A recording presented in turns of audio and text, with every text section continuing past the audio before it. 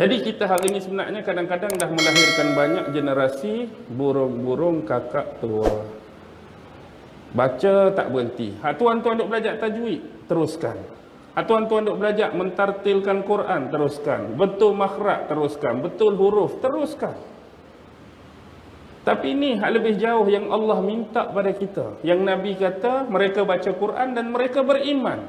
Mana mungkin kita nak beriman kalau tak memahami isi kandungan Quran. Jadi nak memahami, kita kena faham, kita kena belajar. Apa dia tafsiran, apa dia penjelasan, apa dia analisa, apa dia kata ulama, apa dia tuntutan hukum hakam, tuntutan syariat.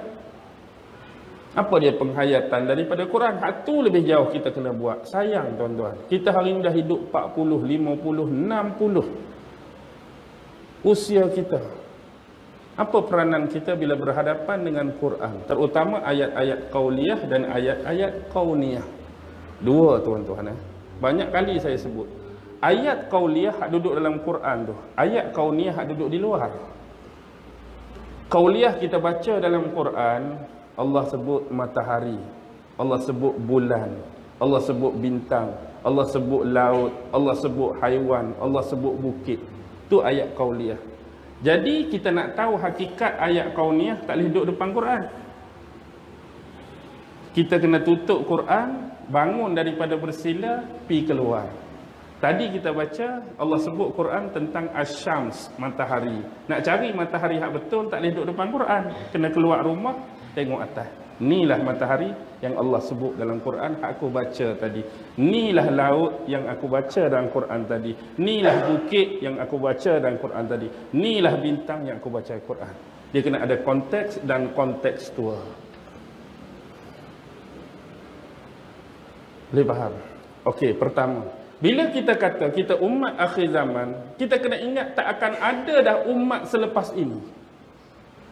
Kita ni yang terakhir dah.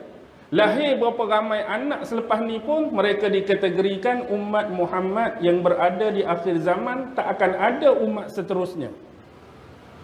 Umat akhir zaman, umat Nabi Muhammad akan berakhir pada berakhirnya dunia ini yang kita sebut sebagai hari kebangkitan, hari kiamat. Jadi walaupun demikian, Allah ni lebihkan kita, walaupun kita ni yang terkemudian. Yang mula-mula ialah umat Nabi Adam, kita umat Nabi Muhammad yang terkemudian. Tetapi bila Allah membariskan saf-saf kita di akhirat kelak, yang paling awal akan dihisap umat Adam atau umat Nabi Muhammad. Yang paling awal akan dihisap umat Nabi Muhammad. Walaupun kita paling terkemudian, kalau kira nak ikut queue yang sebenar, kita tak tahu bila ada. Allah lamanya umat Nabi Adam tak habis lagi ni. Kita nak tunggu umat Idris, umat Nabi Nuh, umat Nabi tu Allah. Tapi Allah lebihkan kasih sayang pada kita, dia letak kita yang paling awal untuk dihisap, berbanding dengan umat-umat yang lain. Umat yang lain kena tunggu umat Nabi Muhammad dihisap dulu, baru kemudian umat-umat Nabi yang seterusnya. Bahkan Nabi-Nabi yang ada tu masing-masing berlepas diri daripada kaum masing-masing. Mari kaum tu dengan Nabi dia, Nabi tu tak mau ambil tahu, tak mau campur. Tapi Nabi Muhammad je yang duk cari umat dia tak berhenti, yang duk risaukan umat dia tak berhenti, yang duk doakan umat dia tak berhenti. Ada nabi-nabi umat dia banyak, beribu-ribu, ada yang beratus-ratus, ada yang berpuluh-puluh. Ada yang nabi tu langsung tak ada umat. Dia pi ke padang mahsyar, dia duk seret pedang dia. Dia seret pedang dia, umat dia seorang pun tak ada. Nabi apa tu? Nabi sebut dalam hadis Nabi Samson. Nabi Samson. Sebab Nabi Samson ialah datangnya apa dia? Malam Lailatul Qadar. Tuan-tuan pernah dengar tak Nabi Samson ni? Anugerah Allah besar tu sebab dia. Sebab Allah lah, tapi ada kena mengena. Nabi Samson, selalunya orang Mak Saleh ni dia kaitkan dengan kisah Samson and Delilah tu. Tapi bukan Delilah kumpulan apa tu? Kumpulan apa tu? Anak buah Awi tu. Kristal, kumpulan kristal tu Dilailah lain lah kot. Baik Samson and Dilailah selalu dikaitkan. Tu seorang nabi ya. Dan dia juga adalah seorang hakim yang ke-12 Bani Israel. Selepas zaman Nabi Allah Musa wafat dengan Harun dulu, bila Nabi Yusha' bin Nun bawa masuk Bani Israel ke bumi Kanaan, dia memerintah. Ni zaman raja yang pertama. Meninggalnya, wafatnya Nabi Yusha', naik siapa? Pembantu dia, Hizkil bin Buza.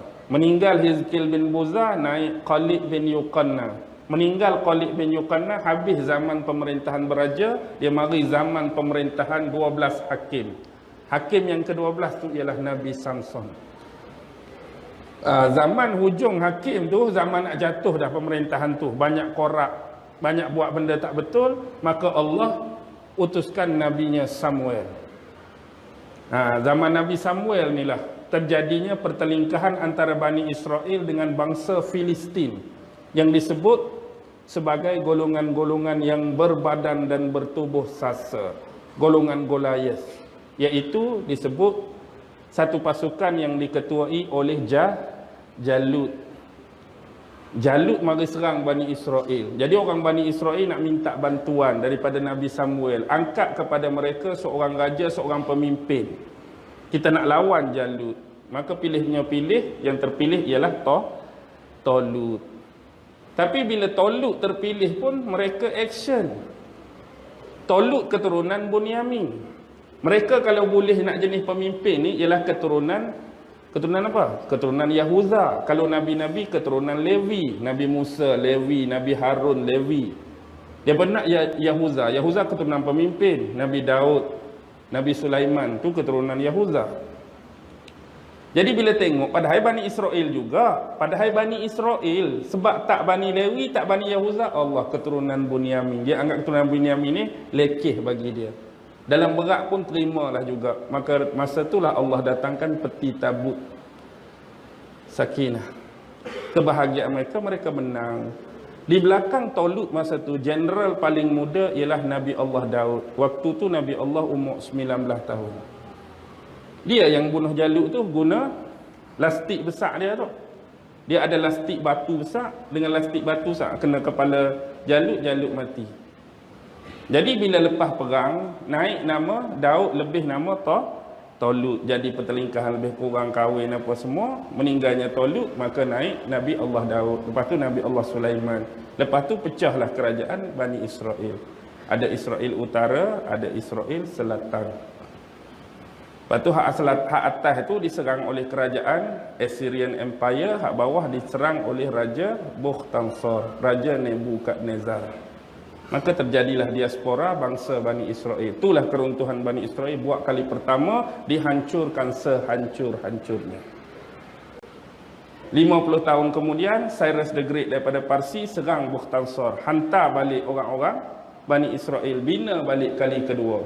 Mereka bina balik kali kedua, bina balik Haikal Sulaiman. Dan sekali mari Maharaja Nero daripada Mesir. Maharaja Nero daripada Yunani. Mari pula raja-raja Mesir serang. Tapi last sekali mari siapa? Mari hak Rom lingkup habis. Rom mari lingkup habis. Buat kali yang kedua. Masa itulah yang tinggal cuma satu-satu yang asli masih tertinggal ialah tembok ratapan, Wailing Wall. Ada pada pergi baca buku kecil tu. Itulah hak tinggal. Inilah diaspora ni. Romawi pegang. Dia panggil apa? Dia panggil kerajaan interim, kerajaan sementara. Pusat dia di Byzantium tu. Byzantium Timur. Jadi masa itulah lahir Nabi Allah Isa alaihi salam. Zaman Rom kan. Zaman Herodes.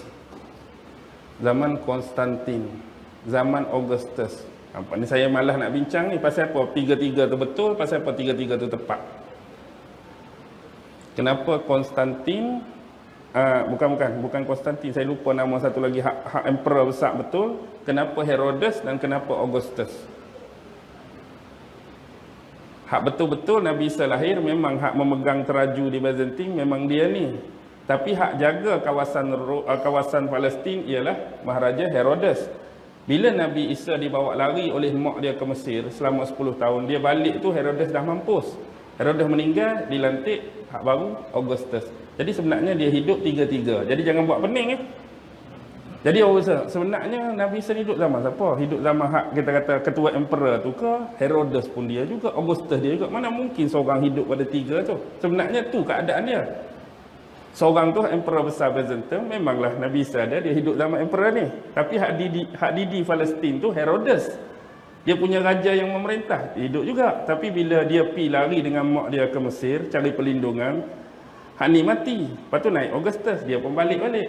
Boleh faham? Jadi 3-3 tu semuanya sehidup sezaman dengan Nabi Allah Isa alaihi salam. Tu sejarah, tak faham sejarah dia jadi pening. Okey, yang pertama. Yang kedua, Allah bagi kelebihan umat ni ialah pahala ganjaran yang berlipat kali ganda. Sebab kita usia yang pendek, umur yang pendek, tak panjang.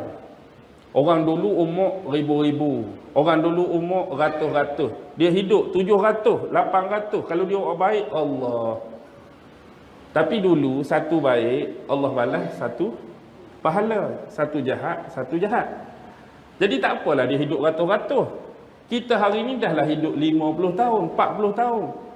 Kalau nak banding satu baik kita selama 40 tahun, 40 boleh ada. Kalau orang tu 700. Jadi sebab kependekan umur umat ni, satu baik yang kita buat Allah ganjari dengan 10.